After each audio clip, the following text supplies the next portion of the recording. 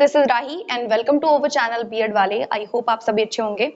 बहुत ज़्यादा गैप हो जाता है वीडियोस को आने में, लेकिन आप लोगों का प्यार और साथ उतना ही रहता है। उसके लिए आपका दिल से धन्यवाद, बहुत बहुत शुक्रिया आप लोगों का कि आप लोग बने रहते हैं।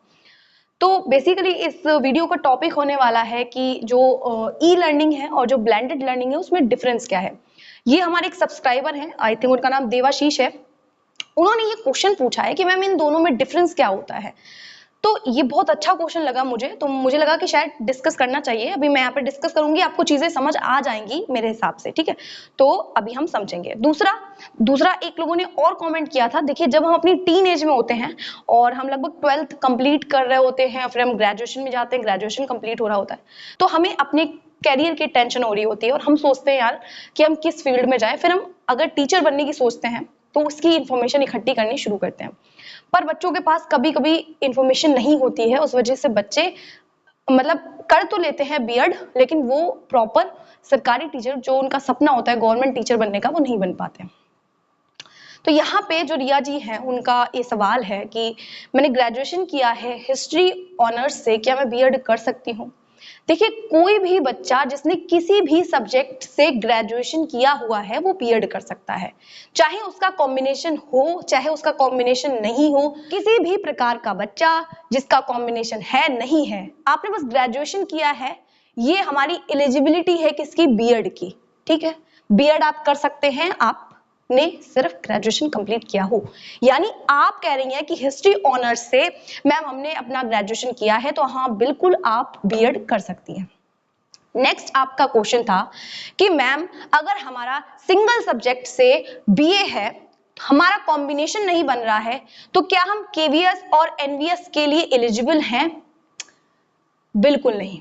जहां पे भी कॉम्बिनेशन मांगा जाता है वहां पे आप एलिजिबल नहीं होंगी, ठीक है ना। देखिए, ये बात थोड़ी सी लग सकती है, लेकिन अगर आपने अभी तक बीएड नहीं किया है और आपका कॉम्बिनेशन भी नहीं बन रहा है, तो प्लीज बीएड की तरफ बढ़ने की बिल्कुल भी कोशिश ना करें। लेकिन तब भी आपको लगता है कि नहीं मुझे करना है, मुझे टीचर बनना है, तो आप पीजी कीजिए। पहले आप अपना जो भी मतलब पीजी है, पोस्ट ग्रेजुएशन है, उसको कंप्लीट कीजिए। उसके बाद में आप बीएड कीजिए, फिर आप पीजीटी के लिए एलिजिबल हो जाएंगे। हर जगह पीजीटी में कहीं पे भी कॉम्बिनेशन नहीं मांगा जाता है, आप आराम से 11th और 12th के टीचर बन सकते हैं। क्लियर है इतना। चाहे वो एलटी की भर्ती आए, चाहे वो टीजीटी पीजीटी की भर्ती आए, या केवीएस और एनवीएस में भी, क्योंकि यहाँ पे भी कॉम्बिनेशन मांगे जाते हैं। क्लियर है इतना। नेक्स्ट इन्होंने बोला था कि मैम आप अपना कॉन्टेक्ट नंबर दे दीजिए, आपसे कैसे बात कर सकते हैं। देखिए, आप लोगों से मैं कैसे बताऊं, मैं कांटेक्ट यहाँ पे नहीं दे सकती। क्यों नहीं दे सकती? इसलिए नहीं कि मुझे डर है किसी बात का, बल्कि इसलिए क्योंकि मैं हर एक व्यक्ति के कॉल का जवाब नहीं दे पाऊंगी, हर एक व्यक्ति के मैसेज का, हर एक व्यक्ति, क्योंकि आप लोग क्या होता है कि अगर दे देते हैं यहाँ पे नंबर तो बाढ़ आ जाती है मैसेजेस की, कॉल्स की, तो वो नहीं हो सकता, ठीक है। हो सकता है मैं इस चीज पे काम कर रही हूँ, क्योंकि मैंने टेलीग्राम ग्रुप बनाया हुआ है, आप लोग आराम से वहां ऐड हो जाइए, कोई भी जानकारी रहेगी। मैं हमेशा से ही बोलती हूँ कि अगर आप लोगों को कुछ पूछना हुआ करे, आप लोग कमेंट सेक्शन में बताया करिए। और ऐसा कभी नहीं हुआ है कि अगर आप लोगों ने कमेंट सेक्शन में कुछ पूछा हो तो मैंने उस चीज का रिस्पॉन्स ना किया हो, ठीक है। तो ये चीजें आपको समझ आई। आपका जो भी मतलब डाउट है वो आई थिंक क्लियर हुआ होगा। हाँ, बीएड कर सकती है, लेकिन मेरी यही एडवाइस है, क्योंकि जो बीएड वाले हैं वो प्राइमरी से तो बिल्कुल अलग ही हैं। ये पक्का हो चुका है, कोई कहे कि नहीं अभी भी बीएड वाले लिए जा सकते हैं, ये वो कुछ नहीं। 6 से 8 तक, 9, 10, 11, 12 तक ही बीएड वाले एलिजिबल माने जाते हैं। क्लियर है? इतनी चीजें समझ आई आपको? तो अगर आपके पास कॉम्बिनेशन नहीं है तो मेरा कहना यही है कि आप बीएड ना करें तो बेटर होगा, ठीक है। ये रिया जी का सवाल था। अगला देखते हैं, जो देवाशीष जी हैं, उन्होंने कहा है कि मैम ई लर्निंग या ब्लेंडेड लर्निंग जो हमारी है उसमें क्या डिफरेंस है।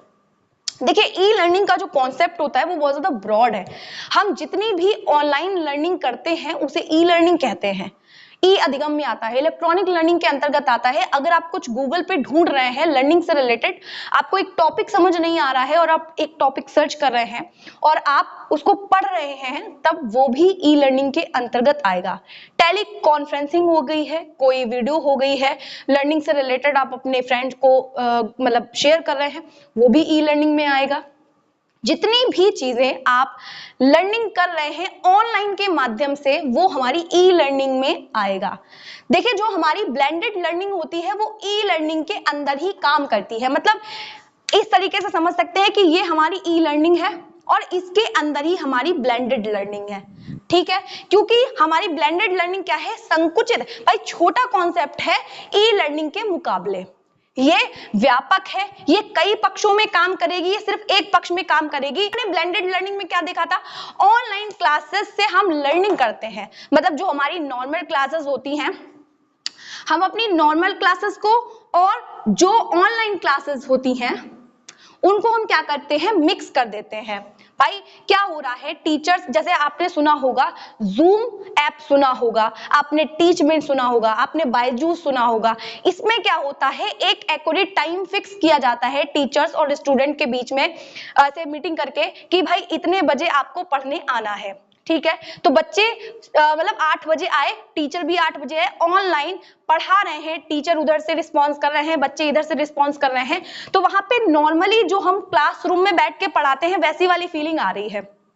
ठीक है, तो यहाँ पे बच्चे ऑनलाइन पढ़ रहे हैं और क्वेश्चन भी पुट कर सकते हैं, जैसे कि वो नॉर्मल क्लासेस में, जैसे परंपरागत कक्षाएं जो है ऑफलाइन चलती हैं, वैसे ही वो ऑनलाइन पढ़ रहे हैं, सवाल जवाब कर रहे हैं, अपने फ्रेंड से भी बात कर सकते हैं, टीचर से बात कर सकते हैं, सब कुछ यहाँ पे होता है ब्लेंडेड लर्निंग में। लेकिन जो हमारा ई अधिगम है उसके अंतर्गत मिश्रित अधिगम तो आता ही है, साथ में अगर हम कुछ और भी पढ़ रहे हैं, कुछ भी हो सकता है, जैसे कि ई बुक होती है। ठीक है, ई बुक होती है, या हम चैटिंग कर रहे हैं, या टेलीकॉन्फ्रेंसिंग कर रहे हैं, या इंटरनेट से हम जो भी चीजें लर्न कर रहे हैं, ठीक है, इंटरनेट की सहायता से हम जो भी अधिगम करते हैं वो सभी हम ई अधिगम के अंतर्गत देखते हैं। तो यानी जो ई अधिगम है उसका कॉन्सेप्ट जो है वो ब्रॉड है, इसमें बहुत सारी चीजें आ जाएंगी। और ब्लेंडेड लर्निंग में सिर्फ ऑनलाइन जो हम पढ़ते हैं परंपरागत कक्षाओं के समान ही, उसे हम लोग ब्लेंडेड लर्निंग कहते हैं। तो इसका जो कॉन्सेप्ट है वो ई लर्निंग के मुकाबले संकुचित है, और ई लर्निंग का जो कॉन्सेप्ट है वो बहुत ज्यादा ब्रॉड है।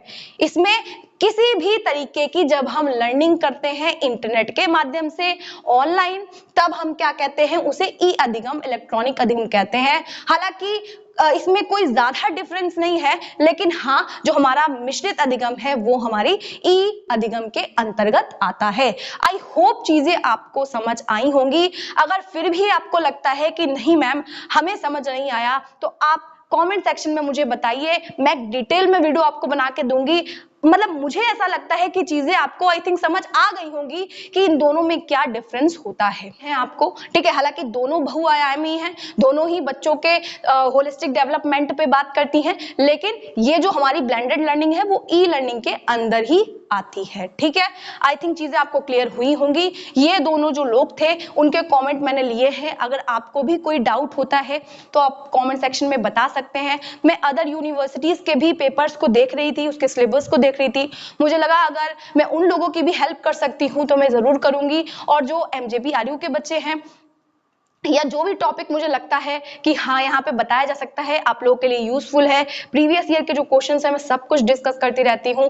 तो अगर आप लोगों को वीडियोस अच्छी लगा करें तो वीडियो को लाइक करना, चैनल को सब्सक्राइब करना, साथ ही अपने साथियों के साथ शेयर करना मत भूलिएगा। मिलते हैं इसी तरीके की मोर वीडियोस के लिए, तब तक के लिए जय हिंद।